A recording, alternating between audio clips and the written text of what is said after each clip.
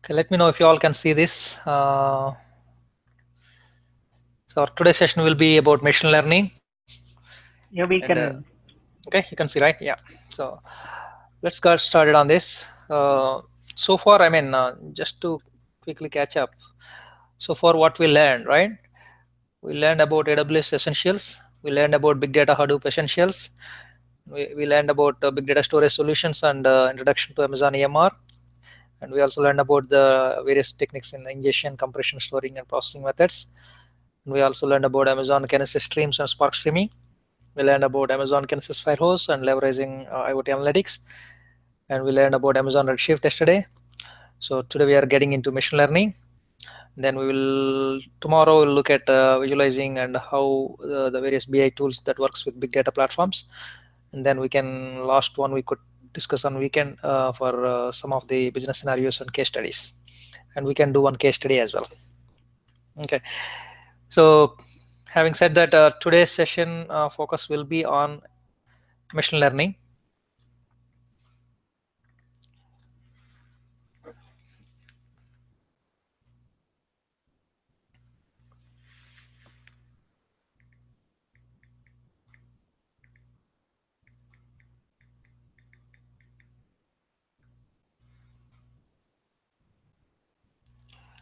Right.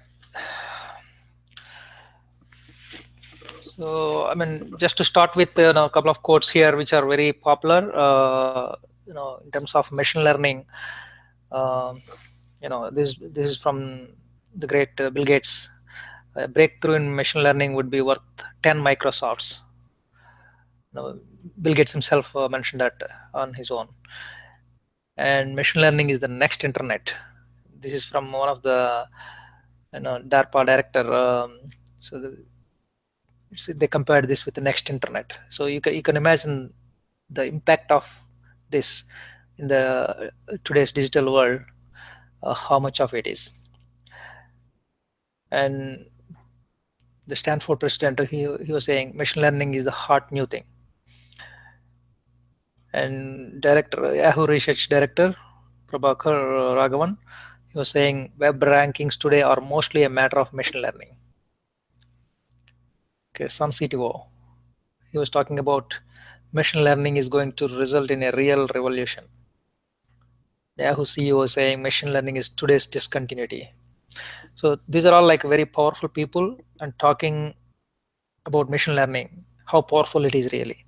Imagine that we are fortunate to learn this. We are in a good junction to the future digital world, and by learning this, we could, this can be used in so many ways, but still it is in the infant stage right now. How it can be used and how accurately people are able to use it. But if we can mature in this area, this will lead to artificial intelligence slowly, and we are already on the way to that. Okay. Okay, just a simple definition. Most of you already might be aware, but I still want to repeat some of these basic stuff because there are some new people as well as some people are experienced. So I just want to make sure everyone is on the same path when we are learning this. The machine learning is simply a branch of artificial intelligence. So it's all finally leads to artificial intelligence. Okay, and this is specific to the design and development of algorithms that allow computers to evolve behaviors based on empirical data, which means basically based on patterns of the historical data. What this gives, basically, an intelligence requires knowledge. It is necessary for the computers to acquire knowledge, just like any human, right? So we acquire knowledge, so we become intelligent. So to become intelligent, a human or a machine, they need knowledge, and that knowledge has to be acquired, and we acquire knowledge through our experiences of life. And over the period, we make our decisions based on our intelligence, which is coming from our knowledge of based on our experiences. So what is machine learning? If you want to tell it in a few bullet points, simply it is automating automation, getting computers to program themselves, because so far we program and then submit the jobs, submit the code executables to the computers to do some task, do some work. But now we are getting into the next level of automation, saying let computers program themselves. Okay, writing software is the bottleneck. Let the data do the work instead.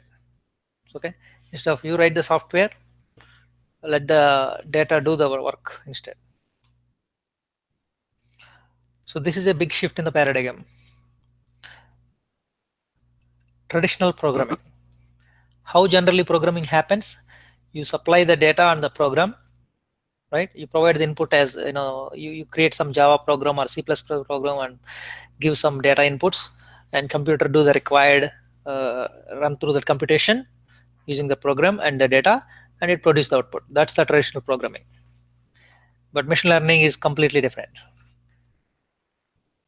Okay, you provide the input data, also you provide the output, and let the computer generates the program for you. So you are creating a model. Basically you are telling input and expected output. Basically you are providing both, right? And then your computer is deciding the program, what program should be.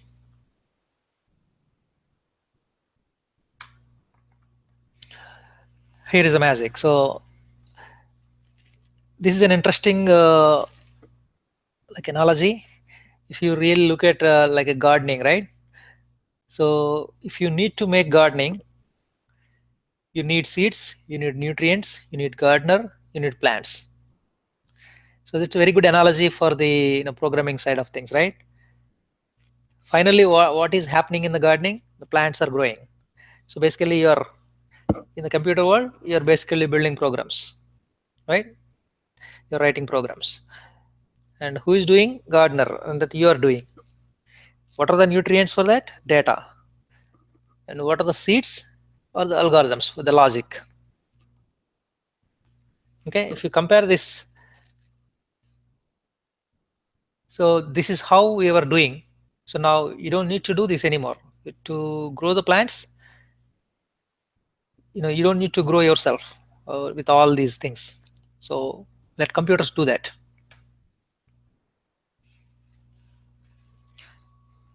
So these are some typical applications that would be relevant for machine learning: the web search, the computational biology, finance, e-commerce, space exploration, robotics, information extraction, social networks, debugging. It could be any area. Like there are so many ways you could use. You could almost literally use in anything that we talked about. I was telling earlier, right? Some of the debugging things I was telling. I think in one of the use cases that we used in our application in our environment, work environment. I mean, initially it was very limited to like space exploration and something like NASA, or very like a high profile uh, projects. More like in a restricted manner. For artificial intelligence is there. It's not like something not there always, right? This machine learning and artificial intelligence type of technologies are there for quite some time already. But what's the difference? It is not available for the general public. It is only there in some research labs. It's there in for some R&D, like space exploration and some of the high profile projects, things like that, because it's not everyone would do this. It was not available socially for all the needs. But now more and more it become like a commodity, and machine learning became like a tool and technology uh, advancement that allows almost everyone to leverage that algorithms, build their own algorithms and models, and to use for any type of use case. Possibly, like you can think of any use case that wherever you think you wanted to learn, let the machine learn based on the data and the expected outcome, and let the machine generate the models.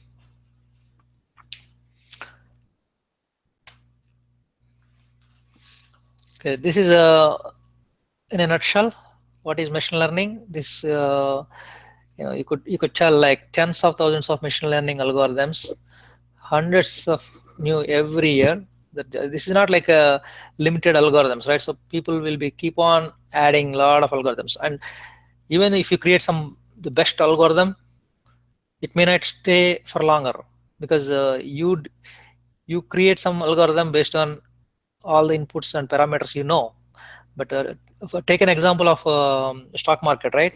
Morning actually Om was discussing on this and some of the WhatsApp groups, we were having some discussion on this. If you look at your stock market prediction, right? If you take any stock on the market today, if you I mean it's not easy first of all to predict how the direction will be, like whether stock will be going up or down. It varies on based on so many parameters, and so many parameters that are not in your control. A lot of external factors, and it could be economic conditions, or it could be war conditions, it could be weather conditions, it could be any type of so many factors throughout the markets, in the global markets. The stocks could make any type of difference politically. It could be any type of factors could impact. So however best you create your algorithm and create your machine learning model to predict something, it may be close, but it can never be accurate and fixed for a long period.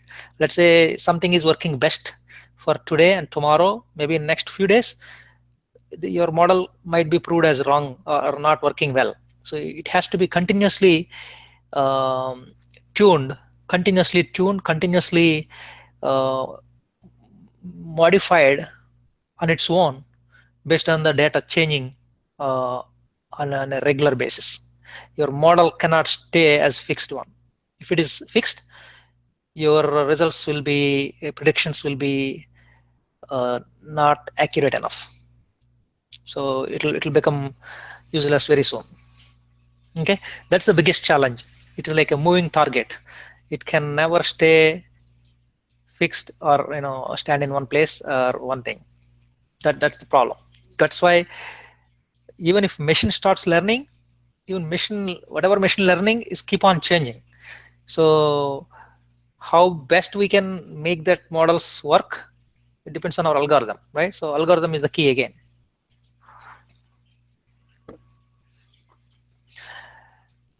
Okay, so every machine algorithm has three components: representation, evaluation, optimization. That last part is very critical.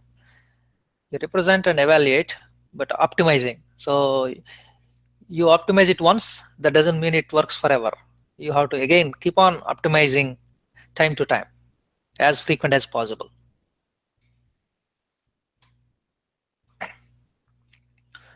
Okay, so we talked about three main components here, right? So out of three main components for any machine learning algorithm, the representation, evaluation, optimization. We're talking about the first one here, representation.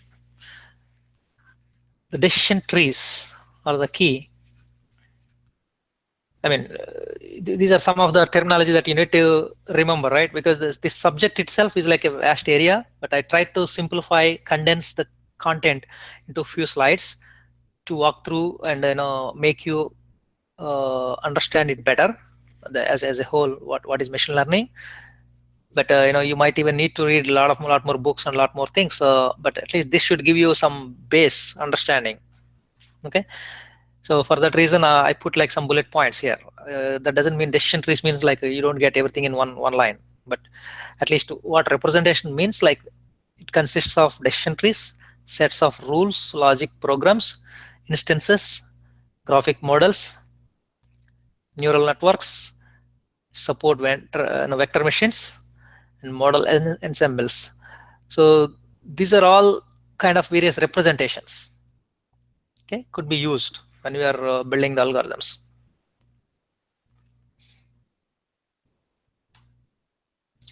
Evaluation. The first thing and most important thing is accuracy. When some model created using any algorithm, right? As part of the algorithm, the accuracy of that what it is doing, that evaluation is very important. And there is nothing like anything that can create 100% accuracy. It will never happen. But if you get at least 95%, 90%, or 80%, whatever is the maximum you could get with the given inputs and parameters you have, the maximum possible accuracy is what you're trying to achieve. Never expect that it will be 100% on anything, but at least if you're able to get to the maximum potential accuracy with the given inputs, that's what we have to always target for. But how do you know what is the maximum, like whether it is 95%, 90%, 80%, 70%? In some scenarios it may be just 60% accuracy, because you have the inputs like that. You cannot get more than that accuracy because you don't have enough inputs. Okay, but whatever maximum possible, that's what we have to try to achieve. That can be done by keep on evaluating them, and you know and precision and recall, squared error, likelihood, posterior probability, cost utility, margin, entropy, KL divergence. So these are all various ways or various metrics for evaluation. When I say metrics, if your accuracy is good, that means you are evaluating good. Okay, your precision and recall is good, more precision, and that means you are evaluating good. Your squared error, likelihood, posterior probability, cost utility, margin, all these factors make part of the evaluation. Optimization, this is the third component of the algorithm, right?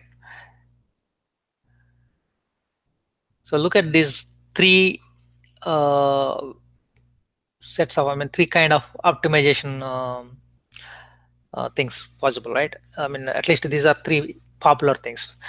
The combinatorial optimization, which is with greedy search. That means, like, you search for greediness. That means, like, maximum optimization you're expecting, basically, right?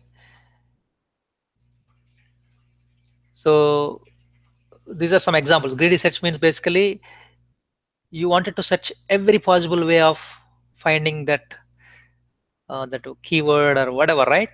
So if you're searching, like, let's say you go to Google and try to search something, you could give one word, you may get some results.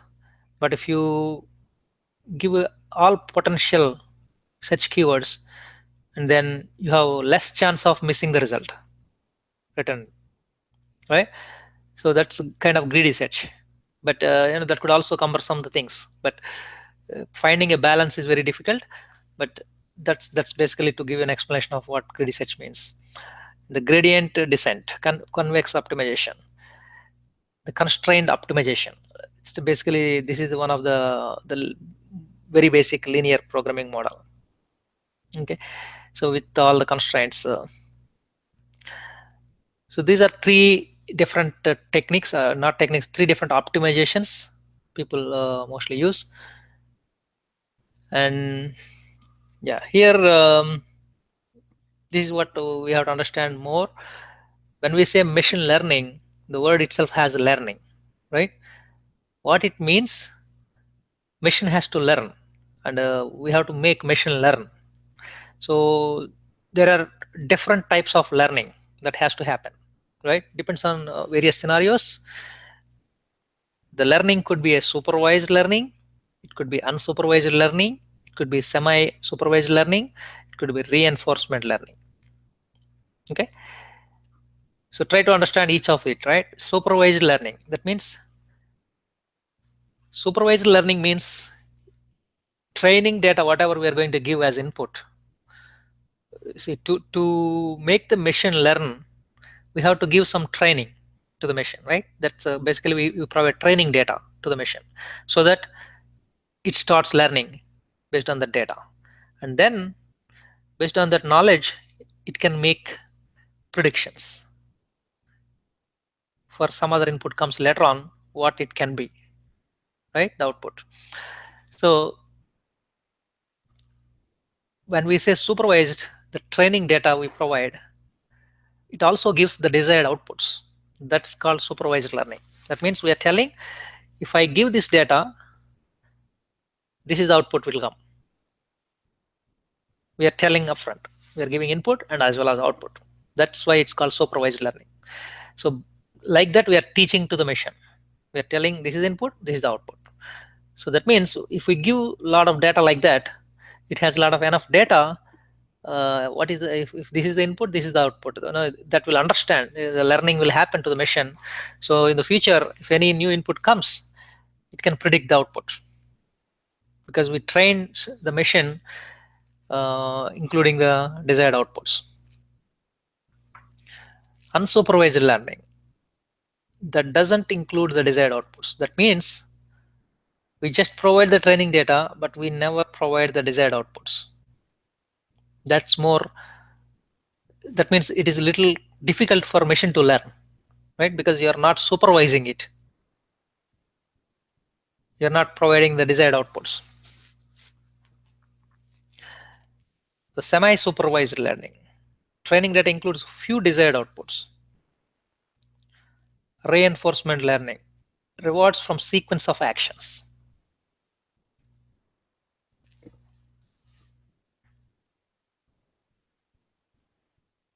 Okay, it will try to find from the sequence of actions basically.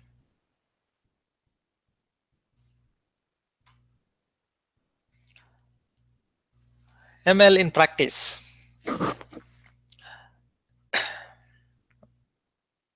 Let's see 1 second if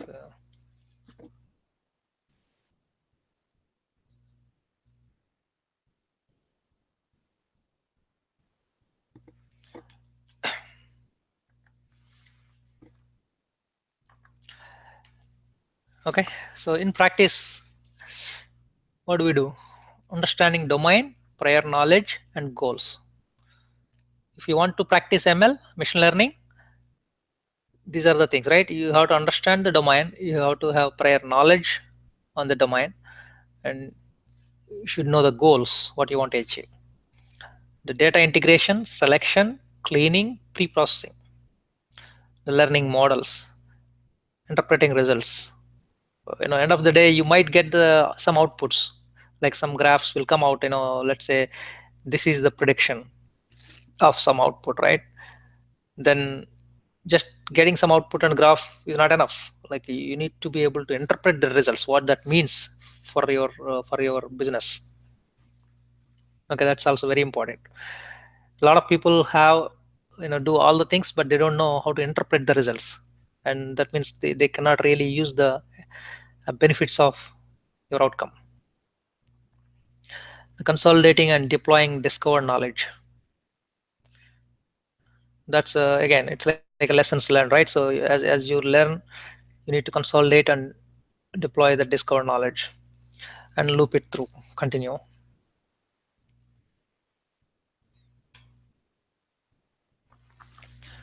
Okay, so this is the execution plan for generally machine learning pipeline.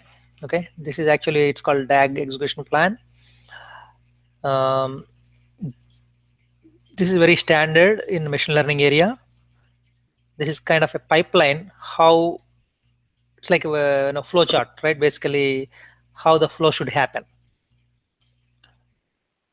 If you see on the left hand side, training data set, basically it comes the training data step first, and it goes to model step, and then save the model step, and the result will go on one side, and the prediction and label step. Okay, and the metrics step, on the other side, testing data step is coming, because one is a training data set step and other one is a testing data step. At a high level, you have to understand training data step is something, it's already, for the training data, you might be already knowing what happened, the output, right? So because training data is something that you're training the system with using the input and output basically. That means like if I give this is what coming, that you're already giving. So that means nothing to predict here. I mean, if it is a supervised model, nothing to predict, the output comes automatically.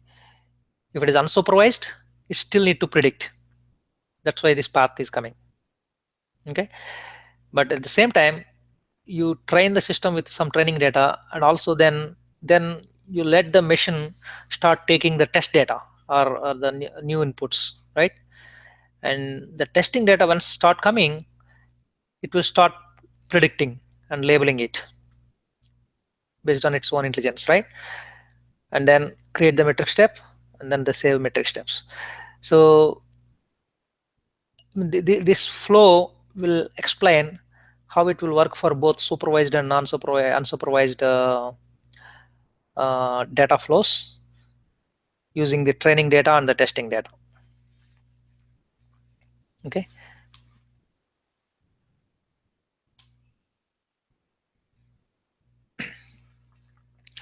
So learning the system model. So basically you provide input samples. Okay. And here again, look at there are two paths always: training and testing. The training path is you provide the input samples, let it go through the system, let the learning method build. Then when you give the input samples directly, when you start using the testing data, your input samples directly comes to the learning method, and learning method already know based on this training data, so it will apply the intelligence on the testing data and provide the output.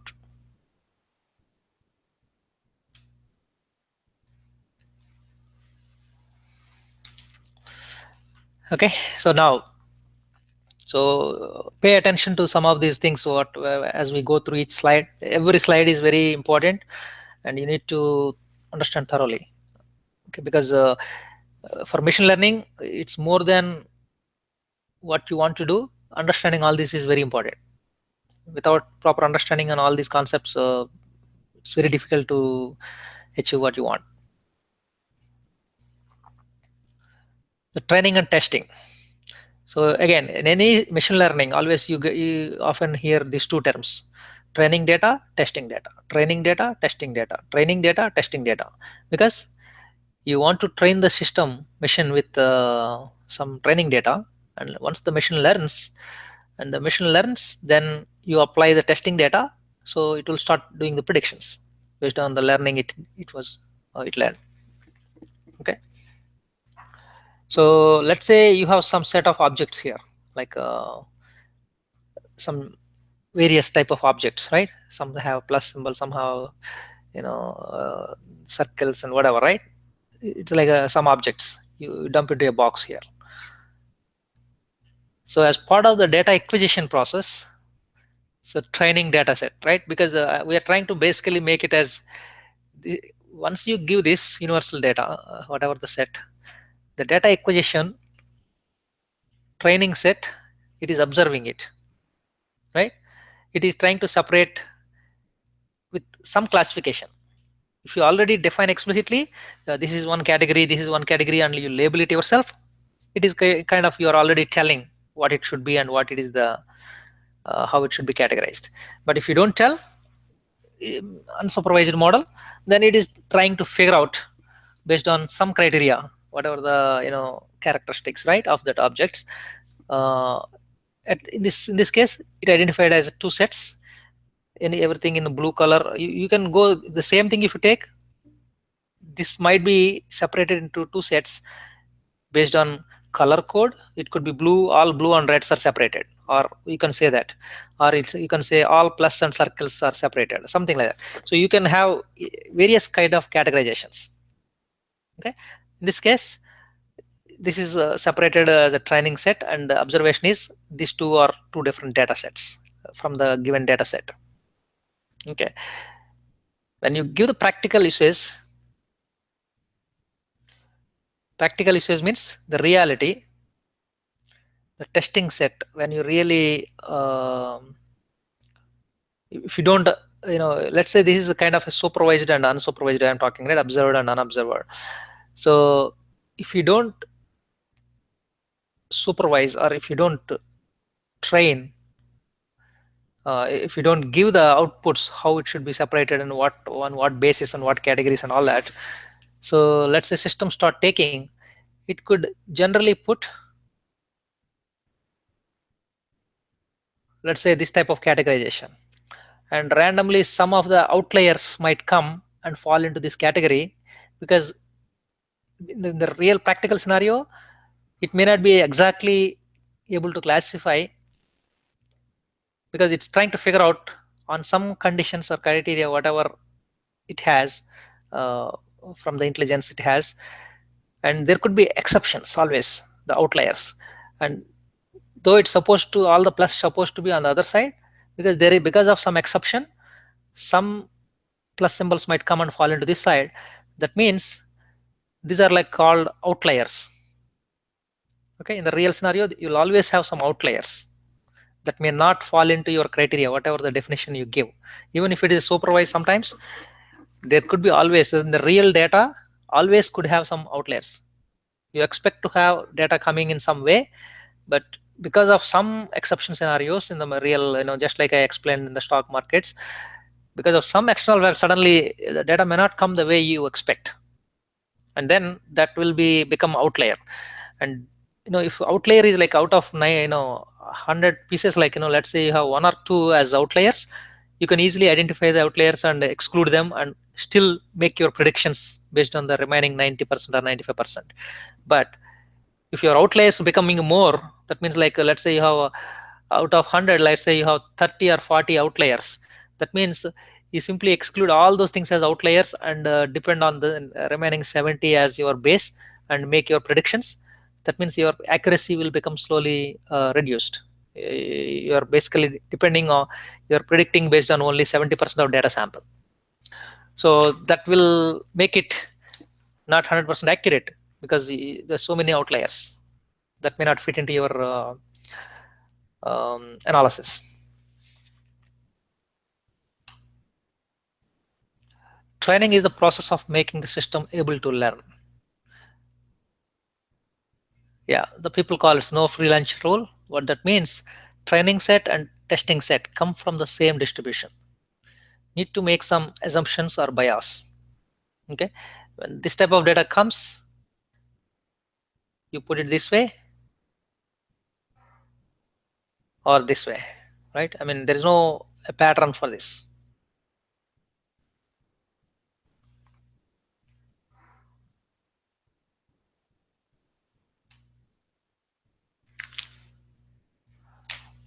Performance. So there are a lot of factors affecting the performance. So what are those factors, right? Why, your performance may not be, end of the day your machine learning algorithm may not produce uh, the expected results to the 100% accuracy, because of so many problems. It could be type of training provided, right? Whether it's supervised or unsupervised, the form and extent of any initial background knowledge. Does it have any initial background knowledge, or simply without having any background knowledge we let system, we let machine learn, provide just inputs and expect to produce the results? All the results may be wrong really initially, because you don't know, you don't have any background or any knowledge on that. The machine doesn't have anything, so it will start doing randomly its own categorization, and slowly it will become better, it will get tuned based on the data it's coming. The type of feedback we provide, the learning algorithms we use, so all these things will become factors that will affect how it performs. The two important factors, modeling, optimization. As I told again, modeling not set in stone once, right? You create your model, you keep on optimizing.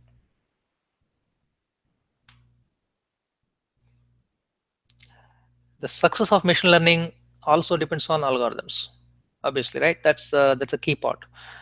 The algorithms control the search to find and build the knowledge structures, because that's where all the keywords, whatever that it's going to, how the knowledge become, structured knowledge, right? It has to acquire the knowledge in a structured way, and it will build the structures. So algorithm controls that, how it builds the knowledge. The learning algorithm should extract useful information from training examples. Okay, most of the, if you don't have proper algorithm, it could extract the information from training example, but what type of information it is extracting and creating knowledge structure, it may not be useful. That's why it has to look at the useful information from training examples. That's why your algorithm always is the key. How you make it extract the more useful information for training.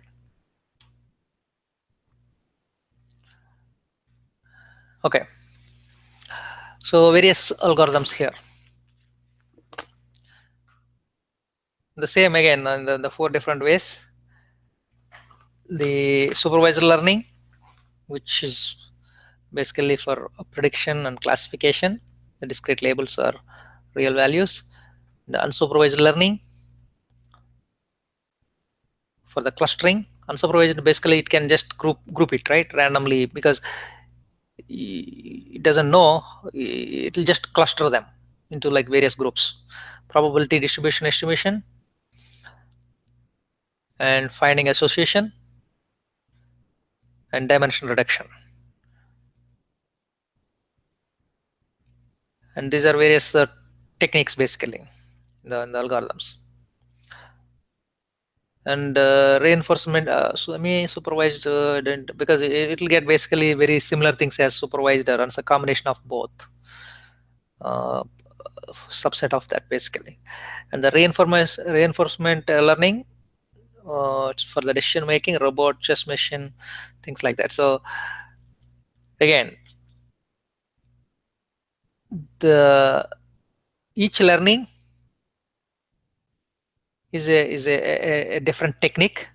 There is nothing golden rule that the supervised learning is good or unsupervised learning is good, or semi-supervised or reinforcement learning is good. And there is nothing like set in stone, this is a good way or a bad way. Depends on the scenario, and it depends on the data sets available for our training and testing. So the techniques will be applied. Yeah, this will give you very good clarity on supervised learning versus unsupervised learning. Okay. Okay. So supervised learning, we clearly distinct. See, you maintain the distinction here clearly because you're labeling it. All the stars should go here, all the circles should go here, all the plus should go here. So you're when you're giving the training data, you're clearly telling, if it looks like star, it has to go here. You're clearly defining that. So that's easier. Okay. In case of unsupervised learning,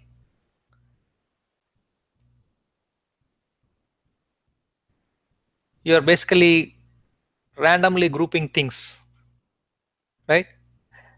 Here, let's say all of them, because I don't have any classification, right? Here, uh, I, first of all, let's say you have all of them are circles, blue circles, which means there is no real classification you can tell. Even if there is a classification, nobody is giving that, uh,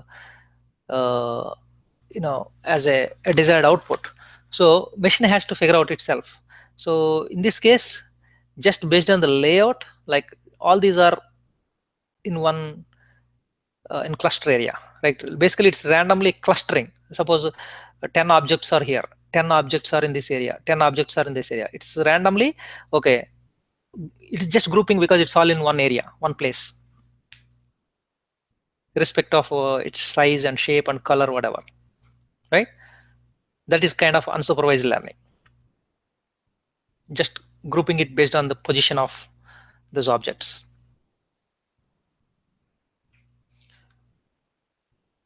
And the supervised learning, so it is again, it is kind of based on the cluster, and also it has some clarity, because you also told stars should go into this bucket, the red balls should go into this bucket, blue plus should go into this. So you might have defined something, because of that it is already separating them. But not only that, let's say there is some other pieces of it, it's not defined. You define only for 3 different objects here, right? But there is a 4th type of object here, that's some square. and you didn't define anything for that. So it has to go with unsupervised model for that particular object. For 3 objects, you defined clearly, so it is clearly doing like supervised learning.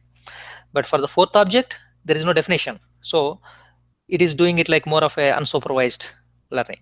It is just based on the clustering, like where the position, based on the position, it is separating them as 3 different segments.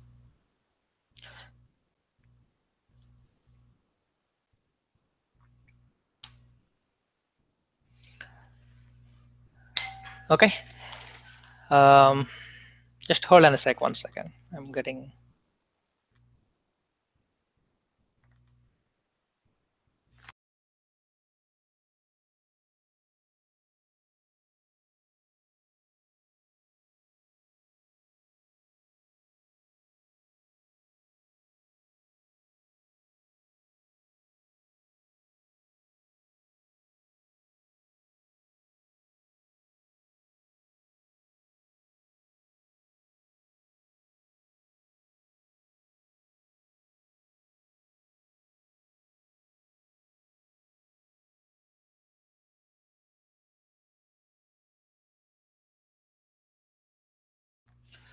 Sorry about that.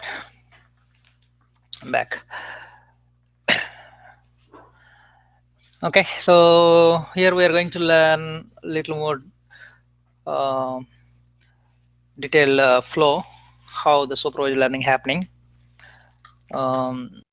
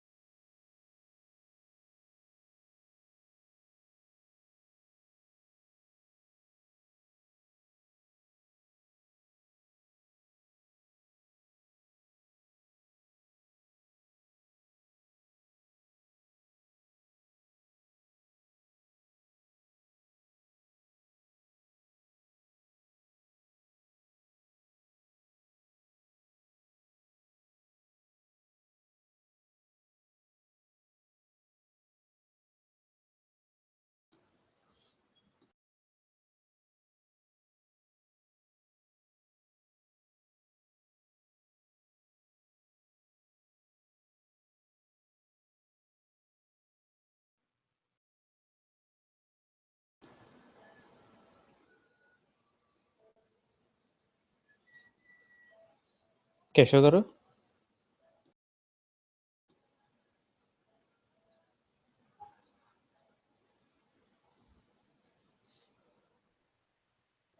Can you hear my voice? Because I cannot hear a voice. No, actually, even I cannot hear her. Oh, okay.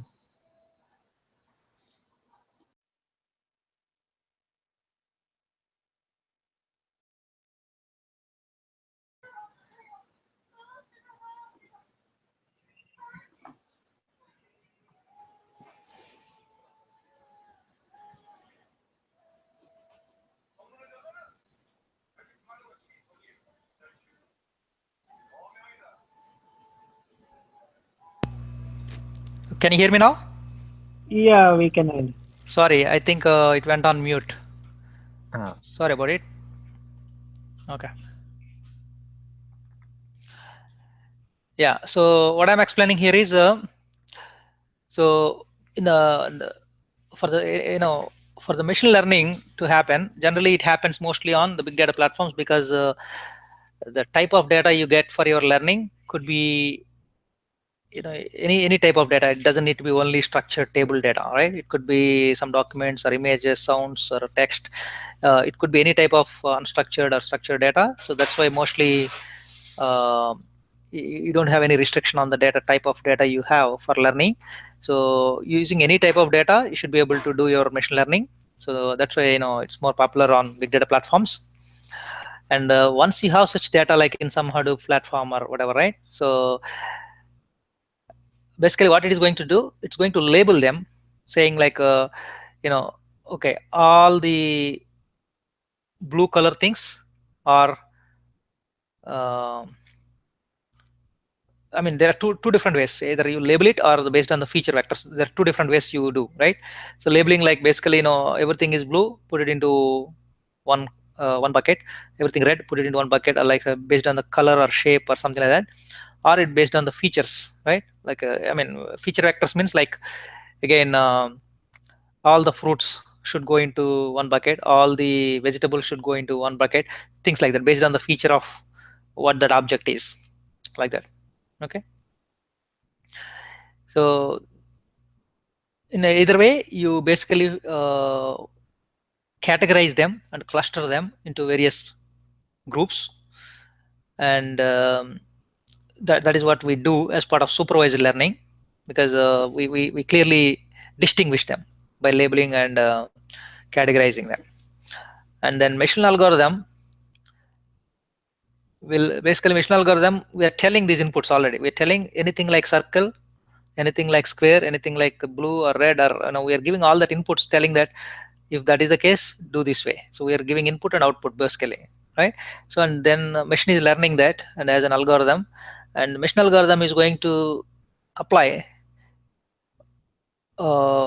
create based on that inputs and outputs, it create a predictive model.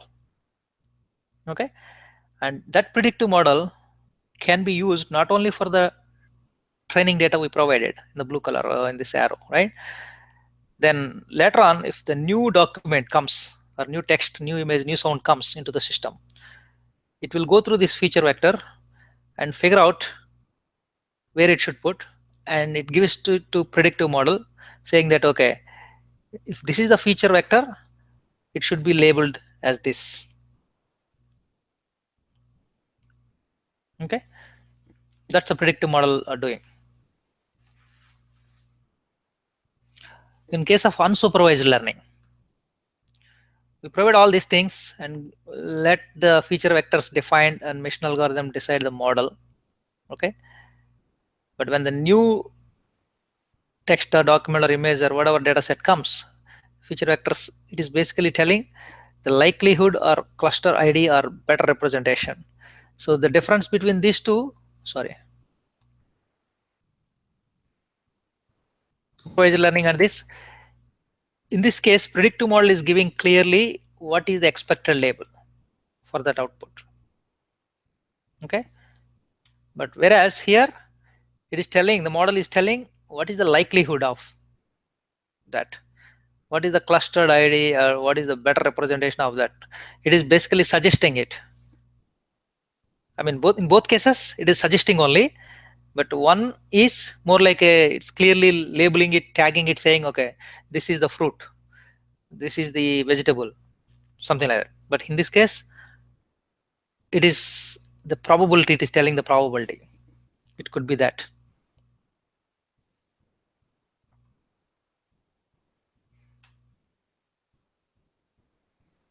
Okay, so here you will get into some little bit math functions to understand. I mean, these are some standard things. Again, you don't need to buy hard anything.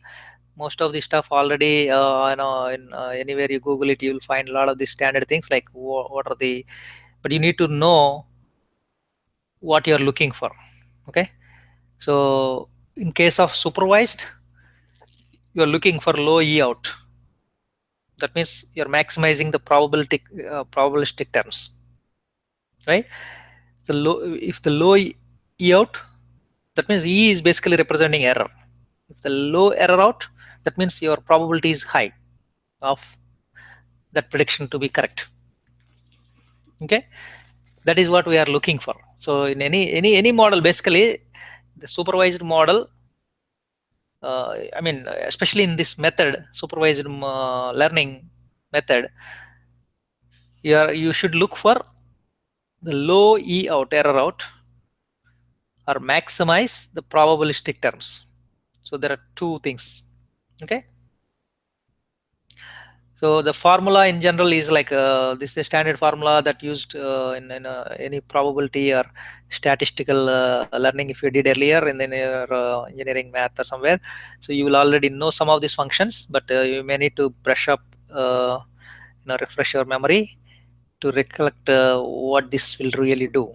Okay, but again, I'm also not expert in all these functions, but I kind of use ready-made things when we need to use. These are all, like, a lot of them are standard, And especially when you are working through the tools, you don't need to learn a lot of these functions. It's all given as a standard functions. We just use those functions, right? But that's why math knowledge is very useful and important in machine learning area, if you want to be a really successful data scientist, because it's not only just using what functions tools are providing.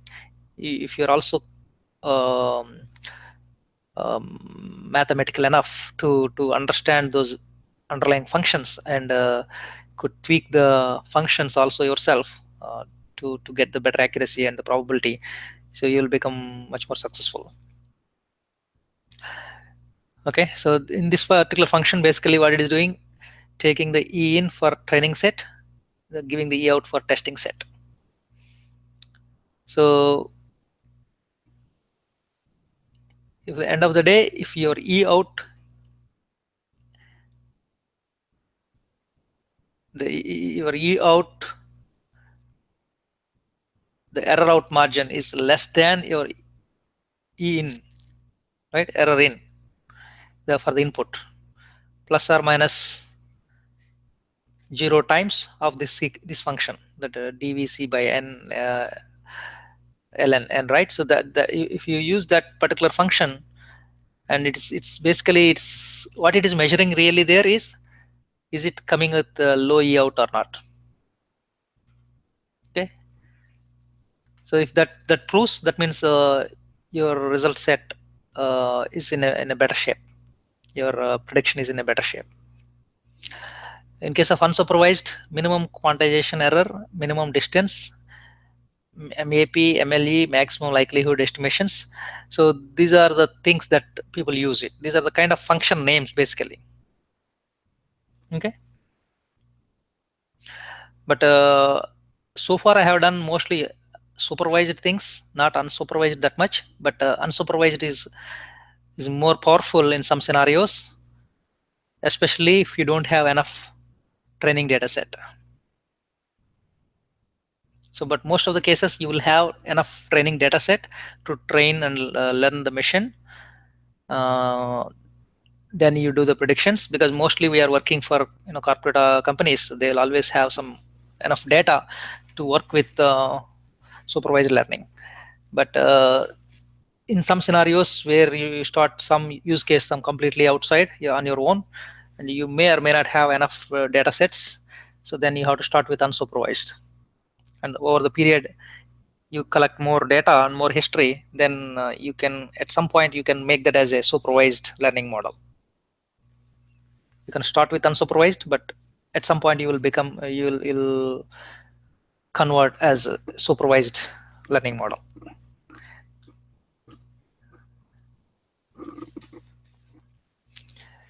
So what are we seeking here? Underfitting versus overfitting. So there is always a chance when you are doing all this probability and the likelihoodness, right, of the predictions. If you look at some of these graphs here, this clearly either you have to strike the balance, right? So there is nothing like this is the right or this is the wrong thing, but based on the data what you have, based on the data sets you have, you train, and then when you start testing, your results may not be always like as you expect. So but you have to strike the balance.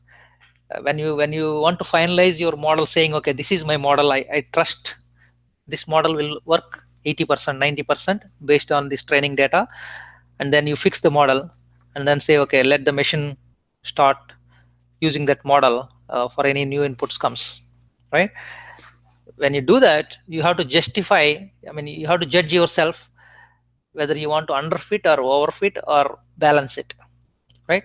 The balancing point is this vertical line here. So if you use this one, is you're kind of balancing, you're not underfitting or overfitting. But if you go this segment of area, that means you are underfitting. And if you go this side of curve, then you are overfitting. Okay, so the model complexity, it always varies from, you have various results coming, and it's not easy to figure out.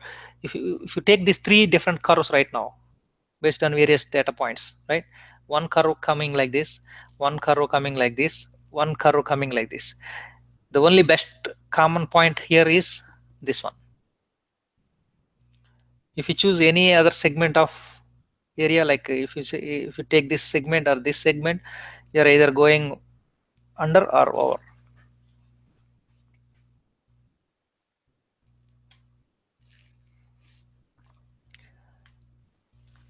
So learning techniques, the supervised learning categories and techniques, the linear classifier, parametric, non-parametric, non-metric, aggregation. Okay, just look at each of these just to get more idea. The linear classifier, mostly it's all like numerical functions. Okay, the parametric, the probabilistic functions. There are also examples given here: naive Bayes and Gaussian discriminant analysis. This is a GDA, hidden Markov models, probabilistic graphical models. There are so many there and out in the market. I mean, it's very difficult to remember all of this, but based on the scenario, if you are going with, for example, your supervised learning categories, at a high level, you should understand what type of functions you wanted to use, right? You want to use a probabilistic functions, or you want to use numerical functions, or you want to use instance-based functions, you want to use symbolic functions. So then within that, you'll have so many things available, and you have to go accordingly. But in each of these functions, basically, as it's explaining, linear classifier, parametric, non-parametric, non-metric, aggregation. Okay, each one have its distinction, the separate purpose for each of them. Okay, so non-metric, I mean, basically everything self-explains here actually. So aggregation, it's very clear. So whenever you need to use more of aggregated type of categorization, so you go for the aggregation related functions. Okay, and if you need to do non-metric, when I say non-metric, it doesn't have any like the measures. In the data browsing world, you call measures, right? Measures like how much amount, how many events, or whatever is that metric, the KPIs. In other words, people call KPIs, right? So if it is non-metric, then you use a symbolic functions. Okay, and parametric and non-parametric. Parametric is more like in a boundary, like you can, the probability, why it's called probability functions, because you can parameterize them within this range, or of this particular parameters, within these parameters. So if you can have that parametric categorization for the data sets, then you would go for that. But you cannot, like, if you cannot parameterize them, then it's like non-parametric. Basically, you will go by instance-based functions, which is what mostly a lot of people do, because you may not be able to parameterize. Most linear may not be that good, because you cannot expect the data to be very linear in most cases, right? It will always vary, and the variation will be too much that you cannot generally fit into linear models. But the parametric would work in some cases, but again, that will have some limitations. That means you may not be capturing all possible chances. So non-parametric is more frequent and uh, more frequently used, I would say, because you don't know what type of parameters you want to fit into your criteria. So that's why k-nearest neighbors, kernel regression, kernel density estimation, density estimation, local regression, a lot of these techniques are popularly used.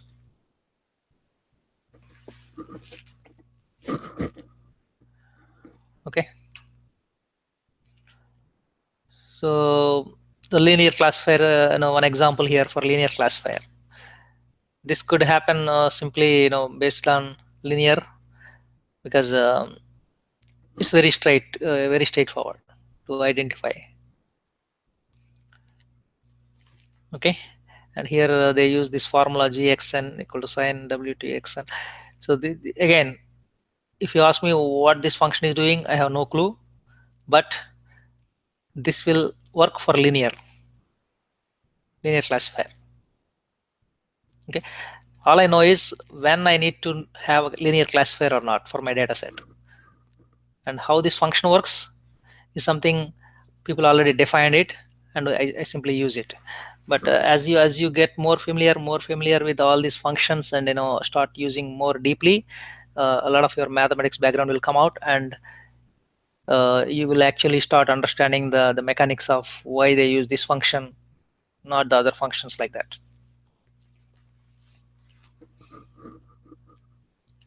The techniques. Yeah, perceptron, sorry, logistic regression, support vendor machine, Ada-line multi-layer perception. So these are various techniques. Again, all of these are terminology.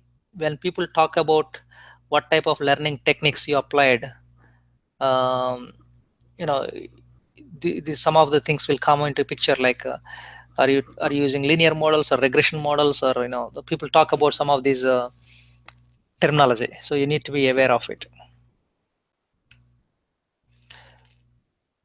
So let's use the perceptron learning algorithm. Okay, this will give you, it's like a scattered chart, right? If you guys really see in the BI space, there are like a lot of scattered charts available in you take Cognos, Tableau or OBI, any such BI tools, and you use, there are a lot of this type of charts already available. And but what the difference here is, when you provide the training data set, you may have only sample data, right? You don't have all the full set of data that you wanted to really use for predictions. So when you use the sample data or the training data, you see across this line, right? Most of those things are either falling into this side or this side. If you see on the left hand side, there is one circle here, there is one circle here, and there is one here, there is one here. So if you see, other than those four, out of all these, only those four are exceptions or outliers. Everything else is falling into correct category. But those four, out of all these objects, if you see, the error rate is like 0.10%, right? 0.10 basically, that error rate. That means your error rate is so small here because you used a sample training data set which has small portion of data. And similarly on this side also, you see a few plus symbols here on this side. That means your error rate is very small when you do with your training data set. But that doesn't mean that your, based on this, your model, whatever the prediction model, that algorithm, it already considered error rate up to this like 0.10, right? But once you start using the real testing data, you get more data and you get more exceptions, obviously more outliers, right? Because in the real data you might have more exceptions than the sample data, and that increases your error rate, right?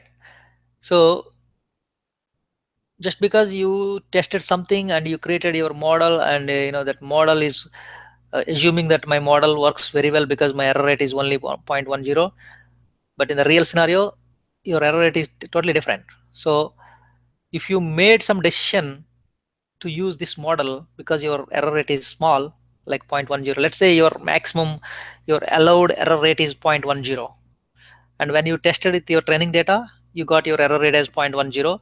So because it's in the range of your acceptance level, so you decided to proceed with your model.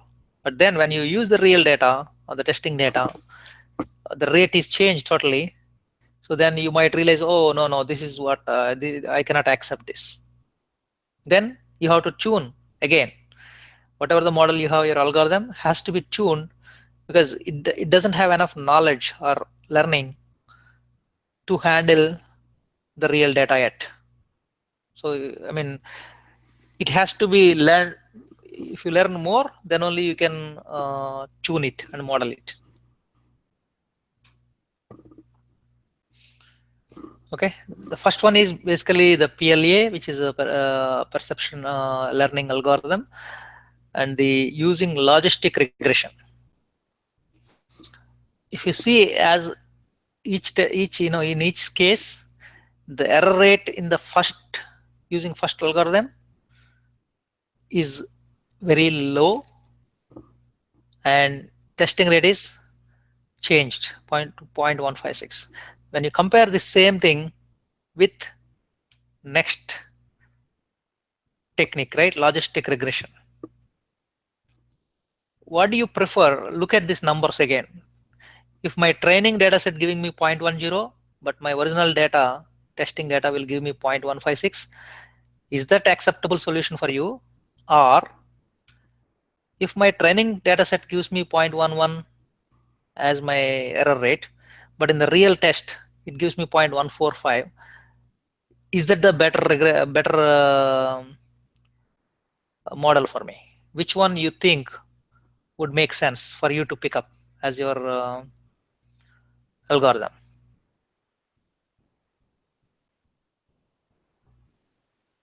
Any thoughts?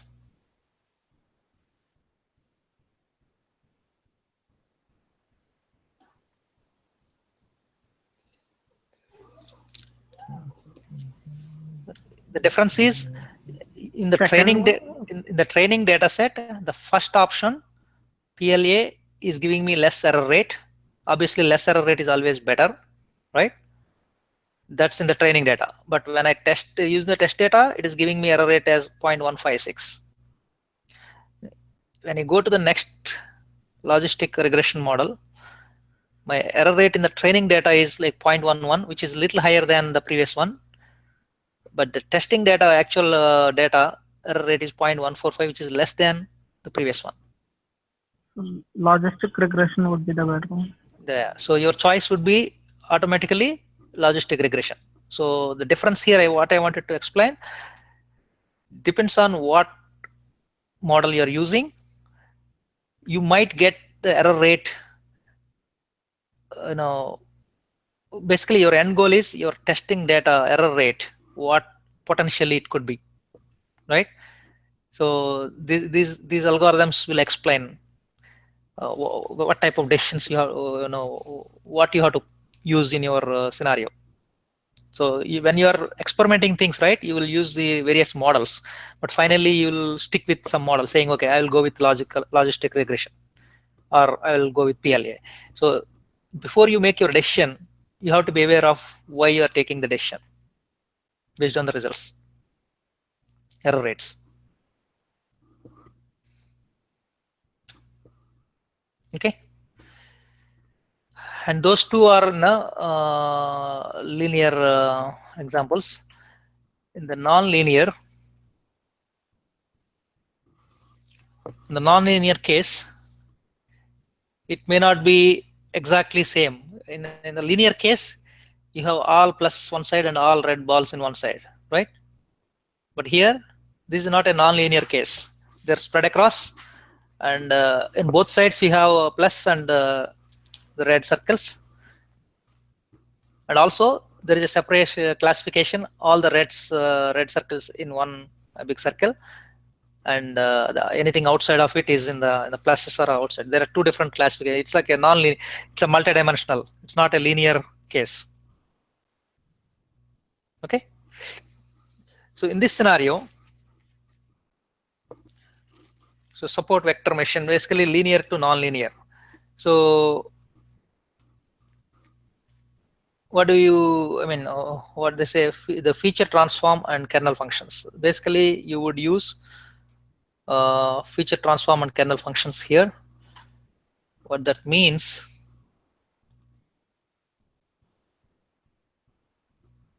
Yeah. So it is basically using two different um, recognitions of the data sets, right? If you look at this diagram here, it is able to identify based on the feature transformation, like based on the features, right? Whether it is plus or it is able to separate them based on the all the objects within the circle or one type of feature, and outside of that is another feature. That is one feature transform. And the kernel function. Okay, the kernel function is you're basically making your what kernel function here really doing is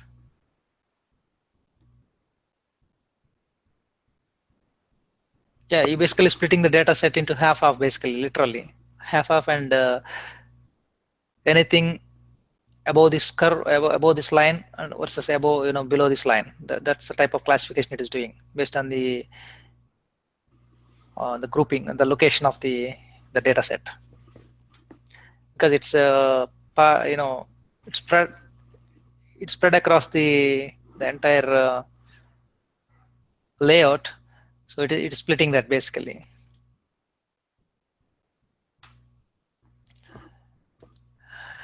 Okay, so as I told again, in the unsupervised there are various I mean just like in the supervised also there are other techniques in the unsupervised area. What we use clustering, density estimation. I'm sorry, density estimation. Density estimation is nothing but like based on the dense, right? So you estimate based on the density. Density estimation and the dimensionality reduction. So these are the three different techniques applied.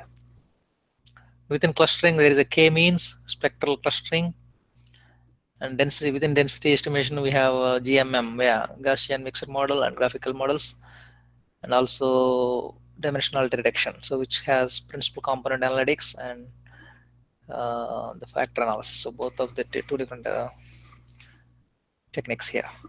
So these are all various techniques really and categories that as part of unsupervised learning. So which will be, I don't expect you to remember on just day one, but get to know the terminology, and you you do little more searching on some of these terminology, like what it means each of this, and you can go a little deeper onto each area. I'll share some of the reference documents and links also, so that way you have enough material to look at. And even a lot of this already available anywhere on the Googles, but whatever I collected, I'll put them together. And the standard machine learning applications, what for it is used basically, right? And a lot of these are some examples really. It could be used for face detection. The face detection means, for example, the cameras, police cameras, or or maybe a lot of cameras, the webcams or whatever that people set up in offices and in the shops and everywhere, right? So the cameras may be capturing a lot of images, right? Especially if you take our the police department, they get the traffic tickets and all that. A lot of cameras capturing the images of people and vehicles and all that. So there is something called face detection happens on the behind the scene. All that images captured in the database, they'll keep it in a big some big data platform. But some machine learning algorithm is actually there will be some applications which will be doing face detection as their because suppose out of all the data they collect from one city, let's say from New York City, right? And they might get so much data collected from so many images, so many sensors and cameras.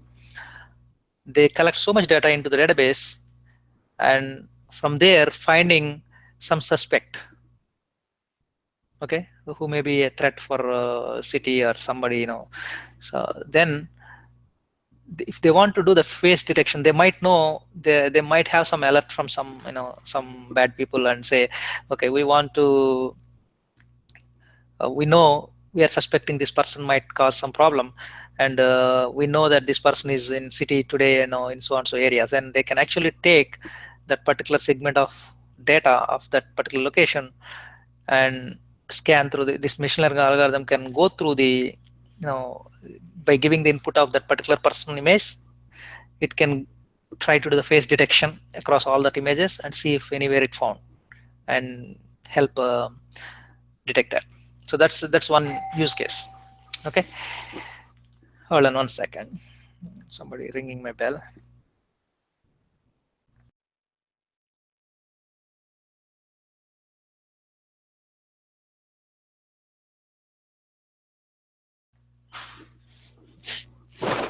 Okay, can you hear me now? Hello? Yes, sir. Yeah. Okay. Yeah, we can end. Sorry. Yeah. Okay, so that's one example. I mean, again, every application have its purpose, like an object detection and recognition. Face is for related to human, right? But similarly, like some object detection and recognition, and image segmentation, multimedia event detection, and economical and commercial uses, sentiment analysis of social media. So very variety. These are only a few handful of applications that I listed here. The tons of things that can be done. Okay. Now, having said that, that itself has a lot of read you have to do, which I'll leave it to you.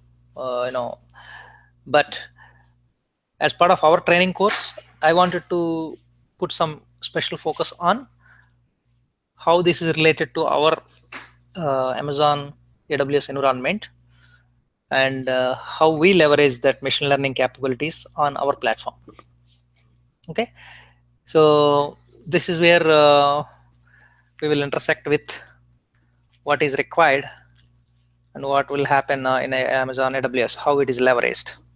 Okay, again, as I explained, all the basic stuff for the machine learning, it is the same. You take any platform, whether you implement in any type of big data platform, but in our case, we wanted to see, this is again one diagram I put here. This doesn't say anywhere it is like a Hadoop environment. Okay, but this is also like one of the big data platform. Only if you have a Hadoop platform, it doesn't mean that it's a big data platform. Amazon has, just using S3, you can call it as a big data platform. Okay, because it all depends on where you can store your big data. Your big data can be stored in Amazon S3. It can be stored in, if I, instead of S3 here, if I simply put this as Amazon EMR, right? My data is stored in Amazon EMR, which is a Hadoop file system. Instead of Hadoop file system, here in this diagram, it is showing S3. But that doesn't mean that that's the only way you can do. This is one sample configuration of our Amazon platform, right? In this example, this is a sentiment analysis of social media in one of the example that I talked about earlier. So how this was set up in one of the architecture setup. Oh, sorry. The social media data is coming to Amazon EC2, which is basically like one of the Linux server or something, right? You can call it as. And assuming this is like your some social media website or something, right? And that's coming to some weblog or whatever, that's coming to this the Linux server, and then from there, that's a source. Basically, it's feeding into your Kinesis, like basically streaming data going into your Amazon Kinesis, and your Amazon Kinesis is streaming and then storing that into Amazon S3, or it could be Amazon EMR, our Hadoop platform. And then same thing, it is also triggering, because if you want to do some real time analytics or machine learning algorithm or prediction modeling, then you can send the same data, the real time data, through Kinesis using a Lambda function. Let it go to the Amazon ML machine learning models, whatever you create, okay, and which can do the predictions. In this case, it is basically doing the sentiment analysis of social media data. So because social media, the sentiment analysis of social media data cannot wait to store it in your Hadoop platform or S3 platform and then take some additional time to do your sentiment analysis. It has to be more like a real-time analysis. That's why we are not going through this path. This is only to store the data, whatever we get, for additional analysis and for additional data discovery or data visualization, some additional reporting dashboard, whatever that can happen later on. It can from there, from Amazon EMR, it could move to or Amazon S3, whatever it is, it can move from there to Redshift, and it can do a lot of required data reporting, dashboarding, and all that. But our use case here is more focused on this path to do the real-time sentiment analysis of social media data. Okay, that's why directly from Kinesis it is going to machine learning, Amazon machine learning module, I mean the component, and from there it is really doing some predictions based on that real-time data. Because how it can do the sentiment analysis of social media data based on the past experience, right? This machine learning already had some training data and created models based on the training data. And now when the new data coming from social media, it can identify the sentiment analysis and show it in the UI. And at the same time, this can also notify to Amazon SNS and say, oh, this is the sentiment. It can pop up saying, okay, oh, this is the current sentiment of social media. Oh, everyone is worried about war. Everyone worried about the stock market crash. Things like that will come out, because a lot of people might be tweeting on the Twitters or putting on the Facebook or somewhere. People may be sharing a lot of information saying, it may be like a trend, right? So that panicness or something good or bad happening, people could have a lot of sentiment. Or they may be worried, they may be happy, and all that. So that type of analysis. That's it. I think with that I will leave this visualization stuff for tomorrow. But now I think I ran 7 minutes over, but I still have 30 minutes left. I mean, around 25 minutes, I believe. So let's do one thing. So we'll do one exercise using our Amazon machine learning, and then that will at least give you an idea of how to use machine learning libraries on Amazon platform. And then we can move to the other areas next tomorrow.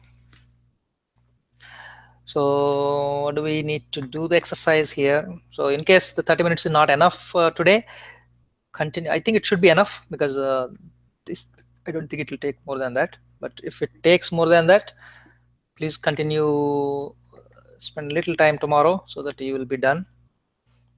Because tomorrow I want to cover one more thing here, which will take some time. Okay, yeah, I think this is also free actually. Introduction to Amazon machine learning. Please use this.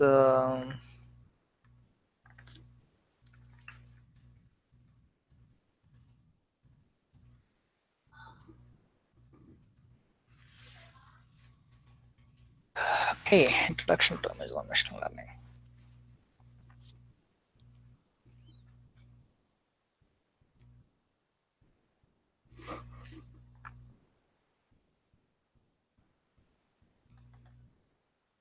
Okay, let me go to, I think it should be free.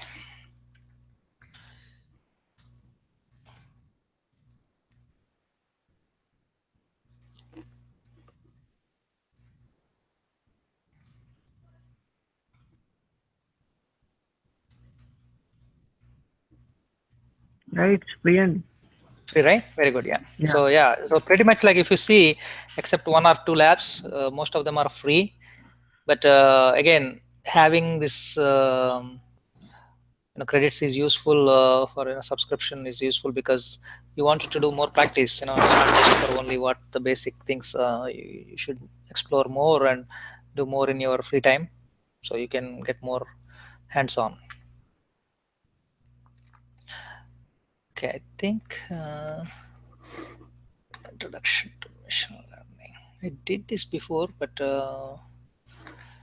maybe because I was using different emails, so not all the things are listed in my dashboards. Because I use some from my office email, lot from my office email actually, and some from my personal email, some from different mail.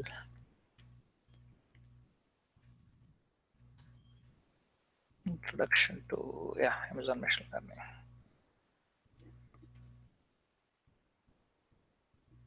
Yeah, it's free and 35 minutes. I think you should be able to finish it. Maybe it takes some 10 minutes extra because I took 10 minutes. I waited for 10 minutes initially, so but we are still on time. Hopefully, you can make that.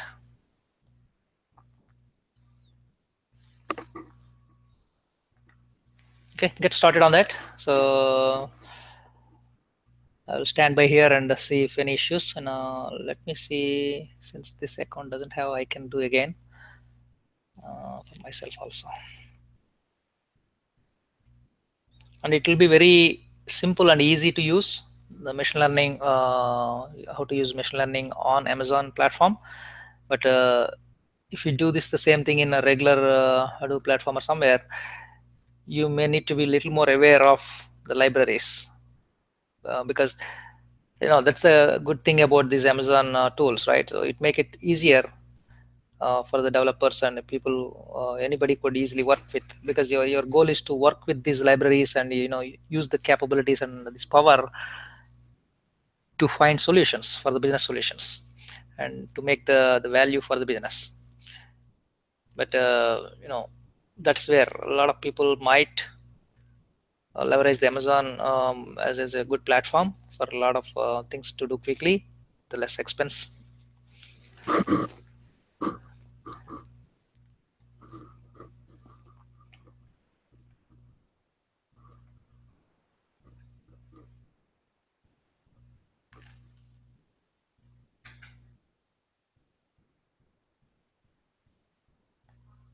Yeah, here also you can go through introduction if you want to go again. It'll explain something little similar, but in case of Amazon ML, how it gets. So robust machine learning platform allows upload train predictive models and use them to create powerful predictive applications. It allows business domain experts and software developers to focus on the problems they're trying to solve using predictive models rather than running and maintaining the compute storage infrastructure required to do that. That's the key. That's exactly I was telling. So it'll allow you to focus on the business problems and solutions, then how you maintain your architecture and infrastructure and all that, because that's why they made it easy. Customer, will I like this restaurant or whatever, some of these questions, then you send it to Amazon machine learning, then it goes to the model, you train that, and it's a very similar thing, basically the flow. Yeah, you don't need to spend time there because you already got that understanding. I think this example is basically supervised data set, which is okay. I mean, most companies do a lot of supervised learning only, especially if you're going to some client or some place, right? Most of the people are using Amazon environment nowadays. Most platforms are getting into Amazon because of cloud infrastructure, and you will be able to leverage the same.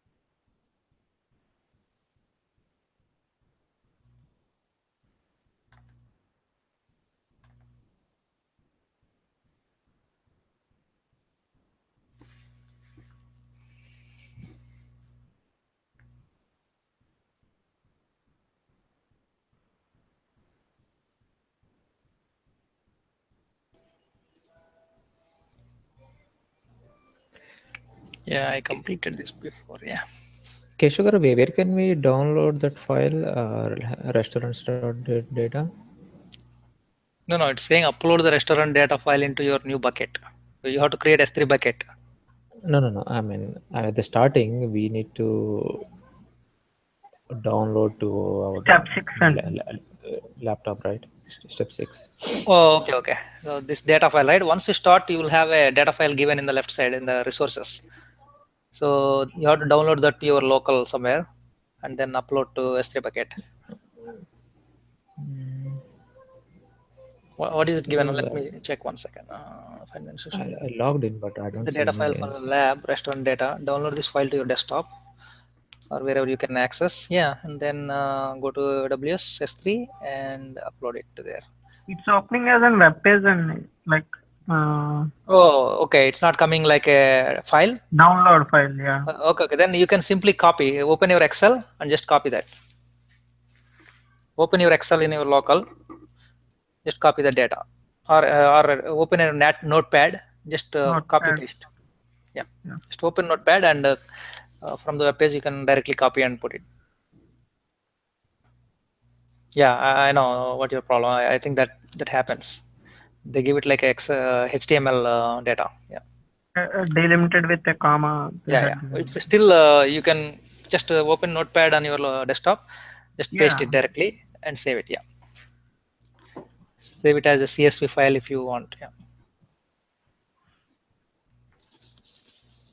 Actually, you can call it as restaurants.data and upload it.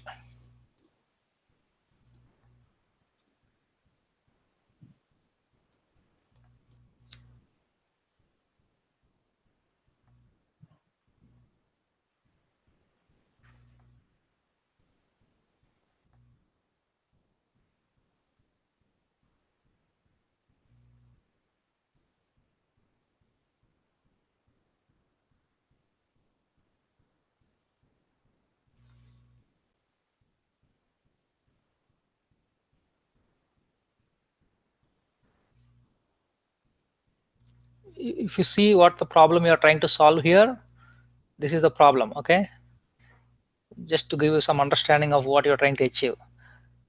Will I like this restaurant? The question is, so you have some restaurant data, you're training the system using Amazon ML, and then you are going to later on you provide some input, and so basically it is going to predict will I like this restaurant or not based on the training data experience. And when you next provide your real input, and then you can compare the accuracy of it.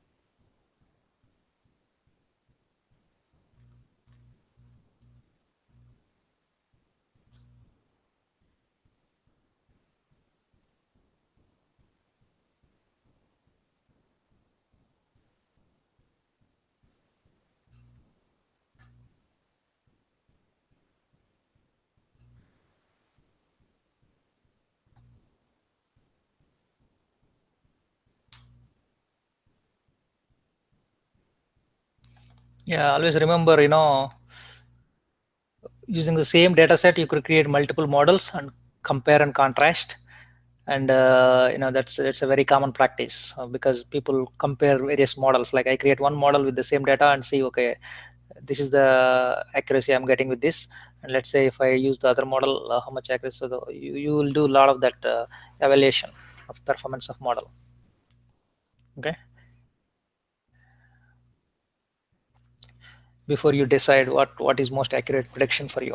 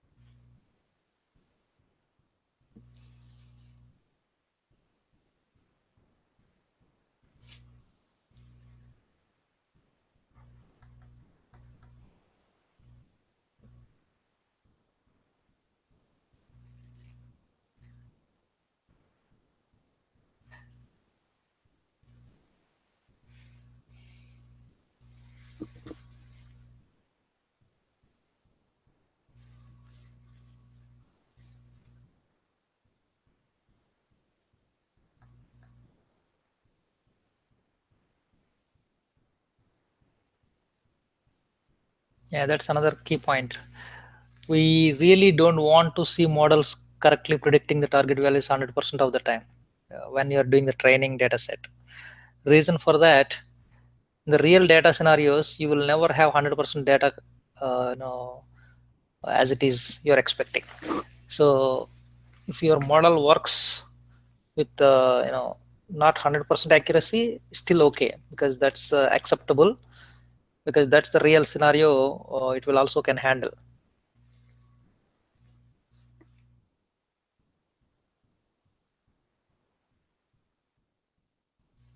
We are doing like, if your model is predicting the target values 100% of the time, that means your model is overfitted.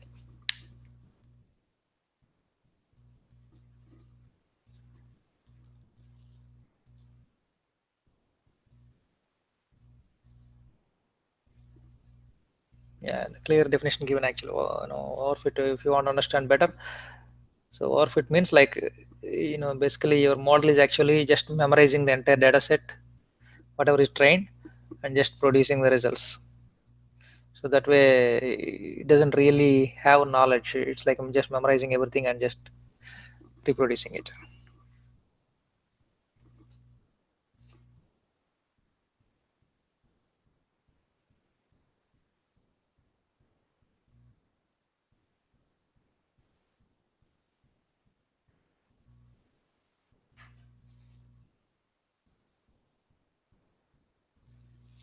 So yeah, the general formula is like 70%, 30%, or 80%, 20%. A lot of people follow different patterns, but in this example, 70% is used for training data and 30% data is used for evaluation, testing. Because if you don't have the data, you don't know how to, whether it is working as expected or not. You train the system with 70% data, and the remaining 30% you reserve it for testing purpose. So then you can cross check whether the results are coming as expected or not. Though it is already completed, happened in the past, you keep it reserve it for testing purpose.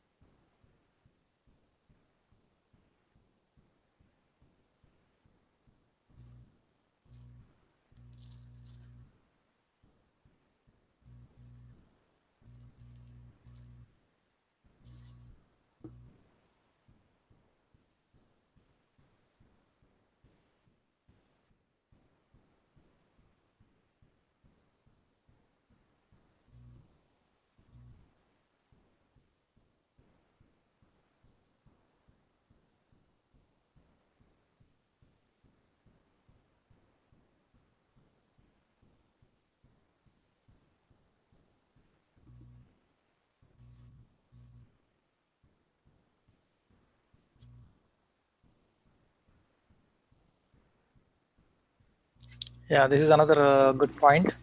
If any predicting model is giving you 50% of accuracy or predictions doing correct, then there is no advantage of using that model, because that type of prediction, 50% of chances, can happen just by flipping a coin also. You can always say toss and say, okay, head or tail.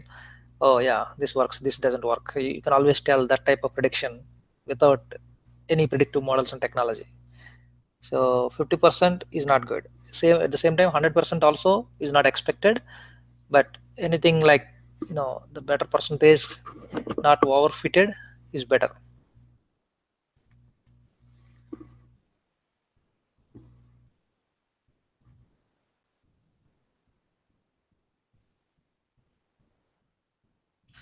And if model is not performing well, that's okay. You have to go in a conservative approach when you do this type of modeling. When the model is generating, see, it is better to do, your model is not predicting well, is better slowly you increase the accuracy, instead of it can predict everything and then come back, because you have to go in a conservative approach. So let it be not accurately predicting, but then you tune it again in the next iteration. You make it better, you make it better, you make it better. You go that way, then you take the all the way to the 100% accurately taking it, and then come back one by one. That's because you will not have enough data to test that if you do use all the 100% data like that.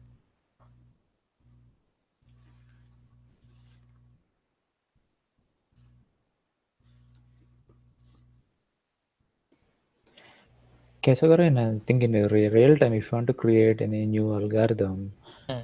so I mean, usually we use any language for that or any Python?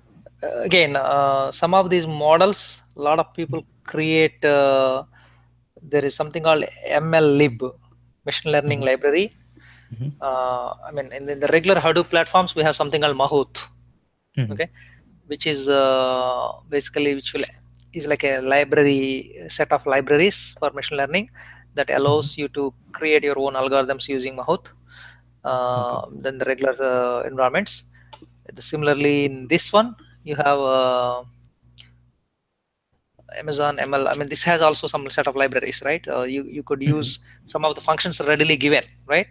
So if you Right. want to create your own functions, some again, there are a lot of open source libraries are available, machine learning libraries. You don't need to create your own, but you have to Mm. start leveraging those libraries, Okay. making them available for your tools. Suppose Amazon ML may be having access to certain libraries by default, right? Mm-hmm. Some machine learning libraries. But if you want to customize, customize means like I don't know what the exact limitation, but in machine learning library, what is there on Apache on the Apache ML lib, right? Which is Mm-hmm. on Apache Foundation, which is like a superset from the open source.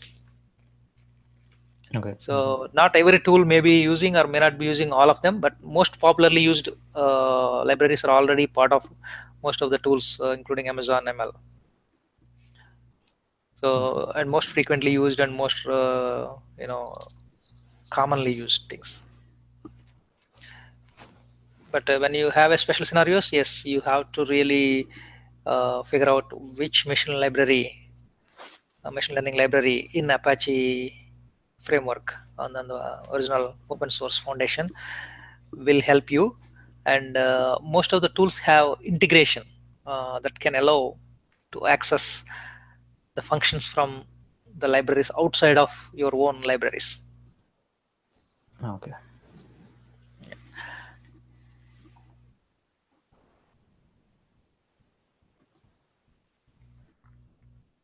In fact, you don't even need to worry about some of the libraries because even the models itself, like a lot of them are ready-made models.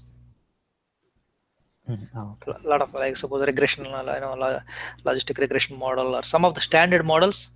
Already, you don't need to do much for that. It's already like models are ready-made. You just use the models. But whenever you want to create your own model, like completely different algorithm, then you explore the machine learning libraries and see what libraries and what functions would make better algorithm for your need. Okay.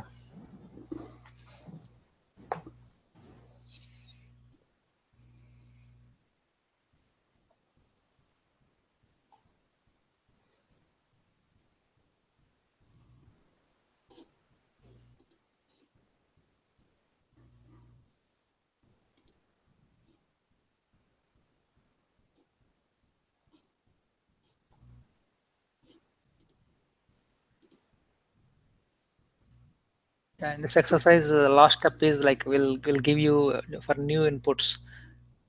If you will give like under 19 or 20, 34, basically it can give you some predictions based on what inputs you provide. Final step, it's more like a real-time prediction.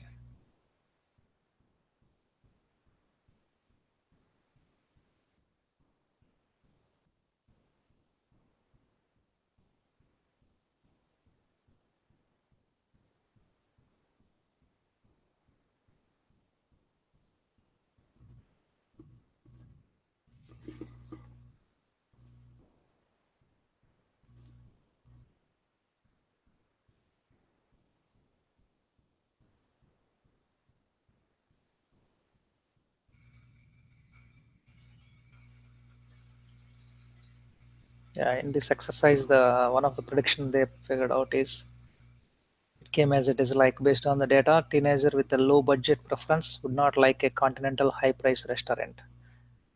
And if you change the price of the restaurant to under 20, then the price is right. The same teenager will say satisfactory.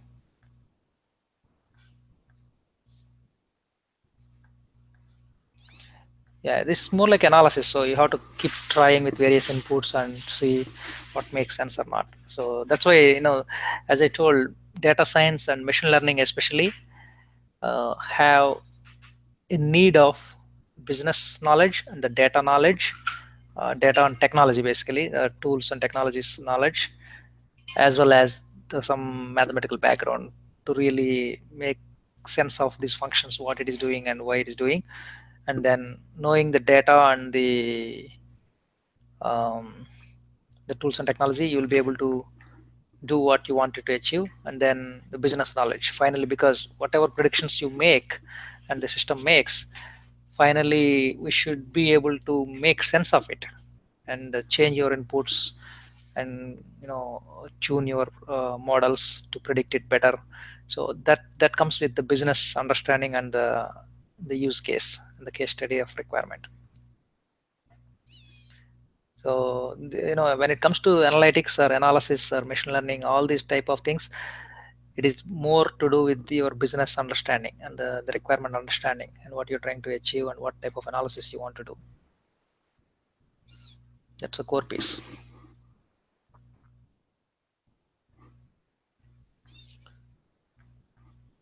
Okay, yeah, I don't see any big surprises for this lab because it's kind of a straightforward thing. But you better spend some time at the end to look through these results and create these predictions, how it's working at the end. Okay, that's where you will see, you'll really feel the value of these predictions of this model, what you create now. So Keshagar, like if you go to this 36, Step it, 36. yeah, it is showing the. That is also, yeah, that is where you have to also do, this is more of an evaluation.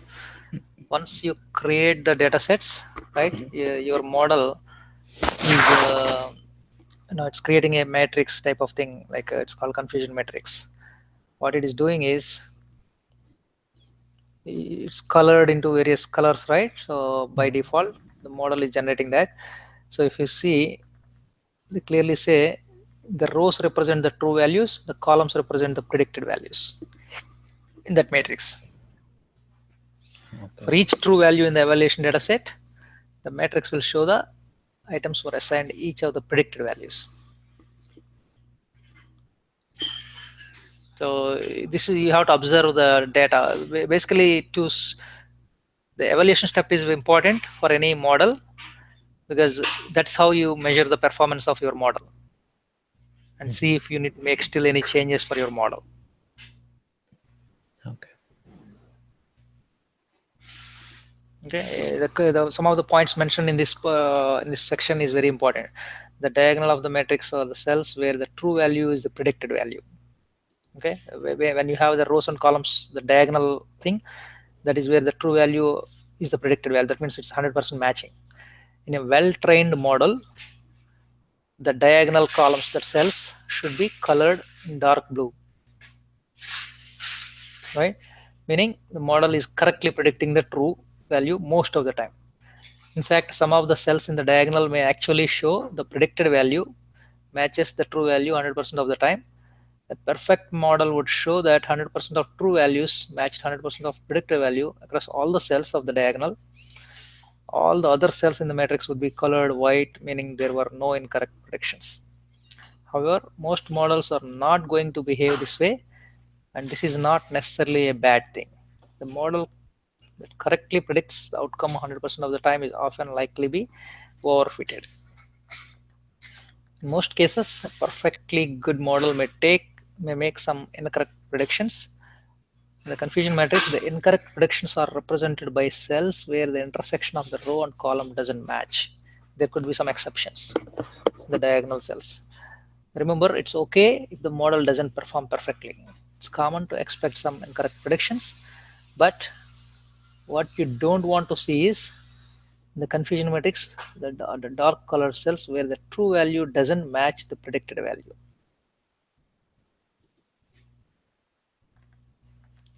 This would mean that model is making incorrect predictions a larger number of times.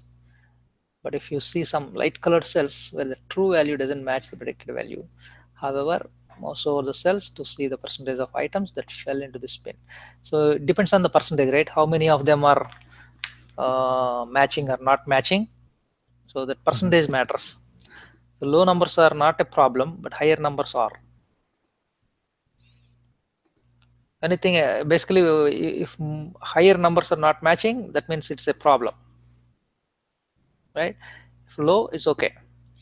And anything around 50% means then your model is not really good for anything, because that level of prediction can be done by just tossing the head and tail. Yeah, okay. Okay, so yeah, this is my read through that. Actually, it's important. I mean, it's a straightforward thing, but it's important to understand why this is, what observations you are doing from that matrix, because that's where the real knowledge lie in.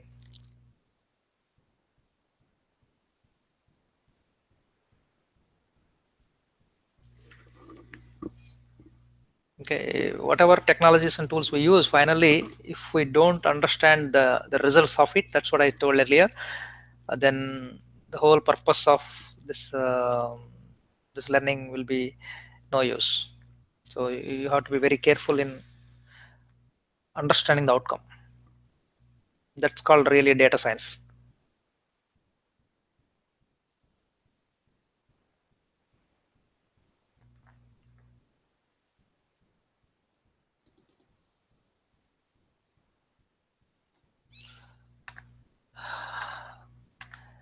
Okay, hopefully, I think you should be able to finish it. Let me see if we have still, there is Kishore and Durga, I think all three of you, right? Okay. So let me know. I mean, if you want me to stay, we'll stay around, and otherwise you can do on your own time, and we can catch up tomorrow.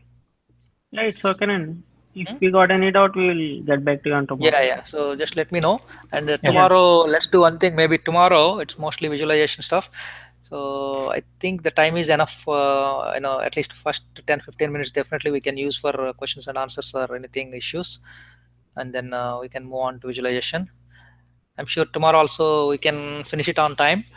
The only thing is the last one, which is going to be more of case studies, various case studies. I'm going to walk through and explain how this platform was used in certain real use case scenarios, and who all used and how they used and what they did. And then we're also going to do one use case for our own practice purpose. Okay, one case study, and that we will do on mostly Sunday. So I'll send the schedule tomorrow. Mostly I'll confirm that tomorrow. Yeah. Okay. Yeah, sure. I mean. Okay. Okay then. Yeah, thanks. And good night. Good night all. Good night. Thank you. Yeah. Thanks and good night. Yeah.